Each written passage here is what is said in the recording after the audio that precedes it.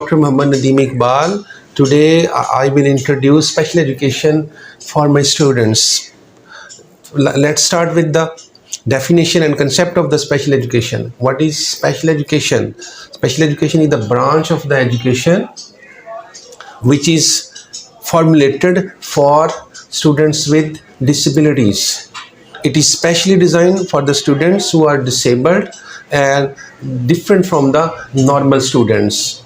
इसका मतलब ये है कि ये स्पेशल एजुकेशन की वो ब्रांच है जिसके तहत हम ऐसे बच्चों को अजीज़ तालिब इल्मों पढ़ाते हैं जो बच्चे जो हैं वो जनरली नॉर्मल नहीं होते, उनको किसी ना किसी डिफ़िकल्टी का जो उनकी विदन बॉडी और आउटसाइड द बॉडी हो उसका उनको सामना करना पड़ता है।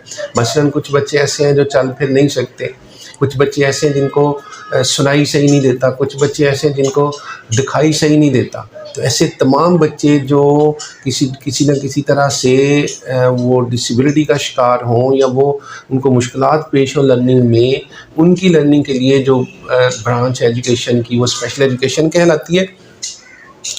Now the aim and objective of the special education. There are various objectives and aims of the special education.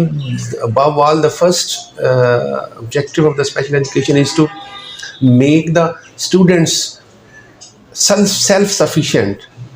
What is meant by self-sufficient? इसका मतलब ये है कि इस तालिब इल्मों को इस काबिल बनाना कि वो अपने पाँव पे खड़े हो सकें, अपनी रोज़गार जो है वो खुद निसारी से अपनी ज़िंदगी बसर कर सकें, उनकी डिपेंडेंसी को कम से कम करना ये सेल्फ सफिशिएंट कहलाता है।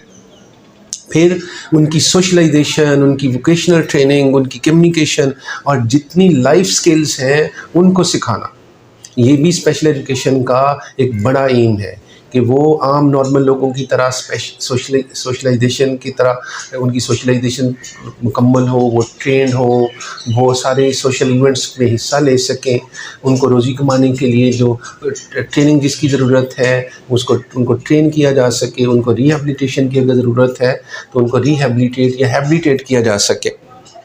फिर इसका और एक बड़ा मकसद है to make them to able learn the basic skills of the life. जितनी ज़िंदगी गुजारने की जितनी रिक्वायरमेंट्स हैं, जितने तरीके हैं, वो उनको सिखाना कि वो लर्न कर सकें। जितने भी हमारी ज़िंदगी से रिलेटेड हमारी बर्थ से लेकर डेथ तक जितनी सोशलाइजेशन के और ज़िंदगी गुजारने की जितनी ज़रूरतें हैं उनको सिखाना भी इसका एक बड़ा एम है।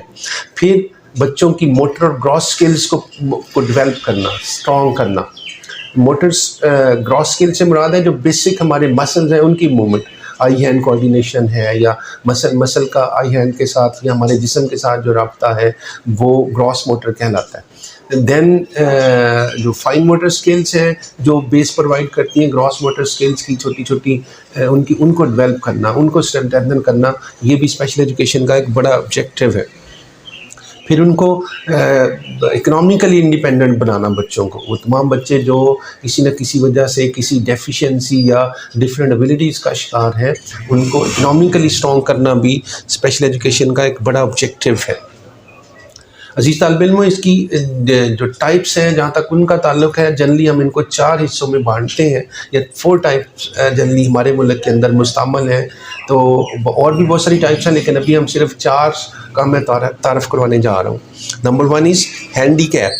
हैंडीकैप मीन्स ऐसा बच्चा जो कोई काम ना कर सके, जो नॉर्मल बच्चों की तरह परफॉर्म ना कर सके। मसलन a disadvantage of human being in terms of impairment और डिसेबिलिटी टू प्रिवेंट और ultimately stop an individual from the role is normal. इससे मुराद ये है कि बच्चे को नॉर्मल रोल अदा करने से अगर कोई चीज़ रोकती है, कोई फैक्टर रोकता है तो दैट इज़ हैंडीकैपनेस। इसकी दूसरी टाइप्स है impairment. Any loss in the functional organ is called impairment. Third one is disability, any lack of the ability, किसी भी सलाहियत का ना होना। मसलन हाथ की मूवमेंट है, ये हमारी एबिलिटी है, अगर हमारा हाथ मूव नहीं कर सकता हो किसी वजह से तो ये डिसेबिलिटी बन जाएगी। हमारे ब्रेन की नॉर्मल फंक्शनिंग है, हमारा ब्रेन नॉर्मल फंक्शन ना करता हो तो ये हमारी डिसेबिलिटी है। अभी मैं आपको एग्जांपल से भी समझाता हूँ कि इसमें तीनों टर्म में क्या फ़र्क है। नंबर 1 हैंडीकैप, देन इम्पेयरमेंट और डिसेबिलिटी। ये तीनों एग्जांपल्स मैंने आपके सामने रखी हैं।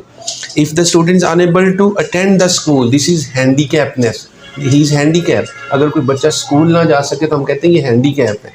और इम्पेयरमेंट पोलियो अफेक्टेड, अगर वो बच्चा क्यों नहीं जा सकता, चूँकि वो पोलियो अफेक्टेड है, उसकी टांगें, उसके हाथ को पोलियो की वजह से डिसेबिलिटी आ गई है। एंड डिसेबिलिटी का कैसे कहेंगे, अनेबल टू वॉक, कि अब वो चल फिर नहीं सकता, दिस इज़ द डिसेबिलिटी। अब तीनों में क्या फ़र्क है, एक है हैंडीकैपनेस कि आप उस फंक्शन को नॉर्मली ना कर सके, देन है इम्पेयरमेंट, क्यों आप नॉर्मल नहीं कर रहे, इसलिए कि आपके अंदर कोई इम्पेयरमेंट आ गई, और इस एग्जांपल में पोलियो अफेक्टेड है आप, आपकी टांग, आपका हाथ पूरी तरह से डेवलप नहीं हुआ। और डिसेबिलिटी क्या है कि you are unable to walk, आप चल फिर नहीं सकते। इसी तरह से दो तीन और एग्जांपल्स भी मैंने कोट किए हैं, जो सादा सी एग्जांपल्स हैं ताकि आप लोग उसको अच्छी तरह से अंडरस्टैंड कर सकें। सेकंड एग्जांपल है कि आप नॉर्मल बच्चों की तरह आपकी हीयरिंग नहीं है, जैसे नॉर्मल बच्चे सुन सकते हैं, आपको उस तरह से आवाज़ सुनाई नहीं देती। तो आपका इसकी वजह क्या है, आप ये जो आपकी कमी है, ये आपकी हैंडीकैपनेस कहलाएगी। और ये क्यों ऐसे हुआ है, वो damage in the ear drum है, कि आपके ईयर ड्रम जो आपकी आवाज़ कान के अंदर जा रही है उसमें कोई इशू है, तो इसलिए आप हैंडीकैप हो गए। और डिसेबिलिटी क्या, अनएबल टू ट्रांसमिट साउंड, ये आपकी डिसेबिलिटी है कि आपका कान आपकी आवाज़ को प्रोसेस नहीं कर रहा, वो आपके कान तक सही मैसेज नहीं जा रहा। तीसरी एग्जांपल जो है, unable to attend the school, again damage in the retina, आप स्कूल नहीं जा पा रहे, उसकी ये आपकी हैंडीकैप है, आप हैंडीकैप है। इम्पेयरमेंट क्या है कि आपके रेटिनिया में, रेटिनियम कहते हैं आंख का सबसे पिछला हिस्सा जहाँ पे तस्वीर बनती है, जहाँ पे सामने वाली पिक्चर फोकस करती है आके, आप फिर उसको अंडरस्टैंड करते हैं, फिर वो मैसेज ब्रेन को जाता है। तो आपका रेटिनियम में मसला है, आपकी इमेज सही नहीं बन रहा, आपकी आंख जो है वो देख के सही तरह से फोकस नहीं कर पा रही। तो आपकी डिसेबिलिटी क्या है, अनएबल टू सी, कि आप देख नहीं पा रहे, आपको नज़र नहीं आता, तो इसलिए you are unable to attend the school. Now I hope you are very clear to differentiate between handicap, impairment and disability. Now the general classification of the students with special needs. These are some other types of the special needs. Number 1, children with intellectual disability, जिसको हम mental retardation भी कहते हैं। इसकी वजाहत में अगले किसी हमारी डिस्कशन में इंशाल्लाह हमारा हिस्सा होगी। Second one is with student with hearing impairment, student with visual impairment and student with physical impairment, physical disability. Children with autism, children with learning disability, children with cerebral palsy, children with orthopedic handicap and children with speech handicap. These are some types of the children with the special needs. इसकी detail जो है हम इंशाल्लाह next किसी lecture में मैं आपकी खिदमत में पेश करूँगा। और अब थोड़ा सा हम रिकैप्चुलेट कर लेते हैं कि हमने आज की डिस्कशन में क्या सीखा है। अजीज़ तालिब इल्म, आज की डिस्कशन में हमने डेफिनेशन या concept of the special education सीखा है, फिर हमने उसके एम्स एंड ऑब्जेक्टिव्स को देखने की, समझने की कोशिश की है, फिर हमने उसकी जो 3 डिफ्रेंशिएट किया हमने हैंडीकैप में, इम्पेयरमेंट में और डिसेबिलिटी में। देन हमने उसकी जो मेजर टाइप्स हैं स्टूडेंट विद डिसेबिलिटीज़ की, उसको हमने डिस्कस करने की, अंडरस्टैंड करने की कोशिश की है। आई होप कि आपको आज का डिस्कशन जो है वो आपके लिए फ़ायदेमंद होगी, आप इसको अंडरस्टैंड करेंगे। और विद द बेस्ट विशेस हम नेक्स्ट लेक्चर में इंशाल्लाह फिर आपसे मुलाकात होगी। अल्लाह हाफिज़।